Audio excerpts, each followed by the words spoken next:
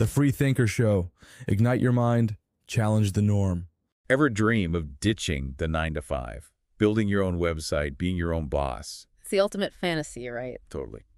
And today's deep dive is about Jake, who actually did it. Oh, I know Jake's story. This is the fitness gear review site, right? Yeah.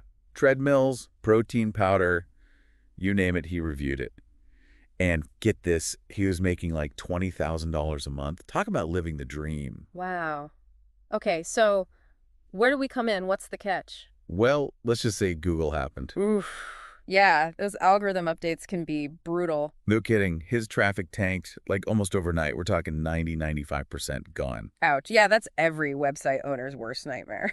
Seriously, I need a whole year of therapy to recover from that kind of hit. So the video you shared kind of breaks down some of the Google updates that might have caused this. Right. So late last year, Google rolls out this helpful content update, then a couple of their big core updates. Wait, core updates, those are the ones they keep kind of hush-hush about, right? Like, what even are they? Pretty much. It's like Google's secret recipe for how they rank websites, and they don't exactly share the ingredients. Makes it tough to, not accidentally use salt instead of sugar and end up with a website that tastes awful to the Google bots. Yeah. But even with them being so secretive, what makes Jake's story so frustrating is that, from what I saw, he was doing everything right. Like in-depth reviews, actually buying and testing the product. He wasn't just throwing affiliate links up on a page and hoping for the best. Yeah, it was a legit operation. Right. So what gives? Why him? Well, this is where it gets tricky. Google's always tweaking things to fight spam, low-quality content, and now with AI spitting out content left and right. Like a jungle out there. Totally. And it seems like even the good guys, the Jakes of the world, can get caught in the crossfire. Makes you wonder, how many omelets are worth breaking all these eggs? Except in this case, it's people's livelihoods, not breakfast. It's a good point. And this whole situation actually reminded me of that Penguin update back in 2012. Remember that? Vaguely. Remind me. It was basically this huge crackdown on sites buying backlinks to game the system, make themselves look more popular than they were. And I'm not saying Jake was doing anything like that, but it just shows how Google's constantly changing the game to try and make their search results actually useful. So it's not enough to learn the rules. You got to keep up with the rule changes, too. Basically. Exhausting. Yeah. But okay, back to Jake. One thing that stood out to me was how much he was investing in his content. Like the video mentioned, he was spending thousands of dollars a month just on products to review. If his content wasn't the issue, then what was it? That's the million-dollar question, right? And it all circles back to this idea of search intent. Google isn't content with just giving people any old answer anymore. They want to nail it every time. They want to give users exactly what they're looking for, even if the user doesn't know how to describe it themselves. Right, like when I'm desperately Googling best noise-canceling headphones at work, don't tell my boss. See, perfect example. It's not just about those words. It's about understanding what someone's searching that actually needs from a website. Are they looking for reviews, price comparisons, to buy right now? Google's tracking all of that. So, in a way, it's less about having the content and more about whether Google thinks your content is what users actually want when they type in those words. Exactly. It's like imagine searching for best pizza, but ending up on a site that only sells pizza ovens.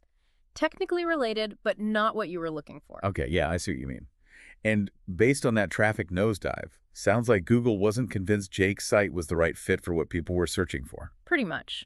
And the video actually contrasts Jake's site with one of his competitors that actually did really well during this update, runrepeat.com. Okay, so what were they doing differently? I mean, the video mentioned they were more visual and even let you buy directly from their reviews, but give me the specifics. What made them so special? So Run Repeat seems to really get that when someone searches for something like best running shoes. Okay, so Run Repeat seems to really get that when someone searches for something like best running shoes. They're not just looking for a lecture on what makes a good running shoe. Right. They're probably ready to buy, like yesterday. Exactly. And Run Repeat just nails that whole vibe.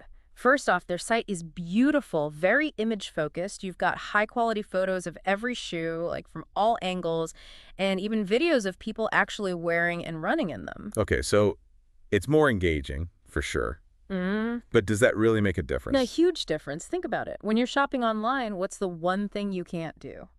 try stuff on. Exactly. So those visuals, those videos, they help bridge that gap. It's like bringing the fitting room to the user. Oh, that's a good point. And I did notice they had the prices and stuff right there on the page, too. That's something Jake wasn't really doing. Exactly. Run Repeat, they pull in prices from all the major retailers. You can compare, see who's got the best deal. They even show you size options and let you filter by things like arch support or even your foot strike. So as a user, you're not just getting information, you're getting a full shopping experience without ever leaving their site. Which is genius, really. From Google's point of view, they've got to be loving that. It's like Run Repeat's not just telling you about the shoes, they're practically lacing them up for you. Exactly. It all goes back to user experience and search intent. Google wants to serve up sites that keep users engaged, happy, and ultimately lead them to what they're looking for, which in many cases is making a purchase. Okay, so if Google's playing matchmaker, Run Repeat's the one getting people to actually go on dates. And Jake, well, he's still single and wondering where he went wrong. Pretty much. But that's where his story takes a turn, because instead of just accepting defeat, he got to work. He started really digging into his website data, trying to figure out exactly where things went wrong, what changed, how he could adapt. Data-driven iteration, right? Exactly. And this is where having solid data about your site is crucial. He's looking at his Google Search Console, seeing which pages lost the most traffic, and then he's going through those pages with a fine-tooth comb, really analyzing them. Trying to understand how to get back on Google's good side. Exactly. Is he clearly answering the questions users are asking in a helpful, clear way? Is he being engaging? Is the formatting easy to read? These are the questions he's asking himself. So it's kind of like being a detective, but instead of searching for clues at a crime scene, you're scouring your website for hints about what Google wants. 100%. And this is also where that strong foundation of high-quality content and a well-designed website really pays off. When you've got that solid base, when you've really focused on creating something valuable for the user, it's much easier to adapt when the algorithms inevitably change. So it's less about outsmarting Google and more about building something that can weather those changes. Exactly. And the other smart move Jake made, he didn't put all his eggs in one basket. He started looking for ways to diversify his traffic. So not relying on Google alone, like building an email list, that kind of thing. Exactly. He started experimenting with that, getting more active on social media, even trying out a little paid advertising. Smart. It's like they say, don't put all your eggs in one basket, especially if that basket's controlled by Google. You got it. But even with all that, what I found most interesting about Jake's story was this idea of him trying to find his unfair advantage. Unfair advantage. Okay, now I'm curious. What's that all about? So for Jake, it was his firsthand experience. He's been into fitness his whole life. And more importantly, he's actually used the products he was reviewing. He's run on those treadmills. He's lifted those weights. He's tasted that protein powder. He has that real-world experience that many of his competitors didn't. That's his edge. So it's not just about being good at something. It's about figuring out what makes you uniquely good at it. Exactly. What can you offer that no one else can? But I'm guessing for some people, that might mean niching down, becoming the go-to expert in a very specific area, right? Yeah. Exactly. For example, maybe instead of reviewing all fitness equipment, Jake goes all in on yoga gear or equipment specifically for people recovering from injuries, or heck, even gear for Cat athletes. Sure. The point is, finding that niche can help you stand out, build a loyal following, and become the go-to expert in a specific area. Okay, that makes sense. But back to Jake. After the algorithm hit, after all that scrambling, did he manage to recover? Is his online empire back?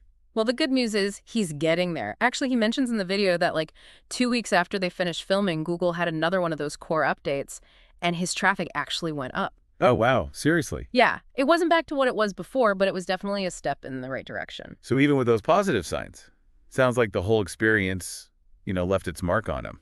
Yeah, I mean, I can't even imagine the stress. 1 minute you're on top of the world, the next, Google's algorithm is like, nope, not today. Exactly. And I don't know, there was this part in the video where Jake was talking about wishing Google was just a bit more, transparent about the whole algorithm update process, which honestly seems pretty reasonable to me. Oh, absolutely. That lack of transparency is a huge pain point for website owners and SEOs. It's like trying to play a game where the rules change every 5 minutes and no one will tell you what the new rules are. Right. But then again, maybe that unpredictability is part of what keeps things interesting, Forces everyone to really up their game, focus on quality and all that. I see what you mean. It's like if you knew exactly what Google wanted, everyone would just game the system, right? Totally. And then we'd be right back where we started, with search results full of spam and useless junk. Yeah. So maybe a little mystery is a good thing in a weird way. Right. It forces you to focus on building a website that's genuinely good instead of just trying to trick the algorithm. It's like instead of chasing after some magical formula, you're just focused on baking the best darn cake you can. Algorithm be damned. Exactly. And chances are, if you're genuinely focused on quality, on creating something valuable for the user, Google's going to recognize that eventually. It's a marathon, not a sprint, right? 100%.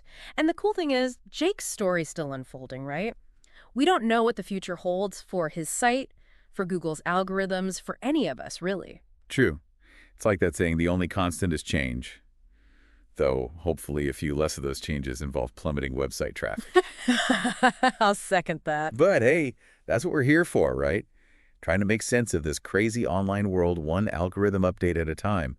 And we definitely want to hear from you, our awesome listeners. Have you been through a Google algorithm roller coaster ride? What strategies have worked for you? Share your stories on our website. Hit us up on social media. Let's keep this conversation going.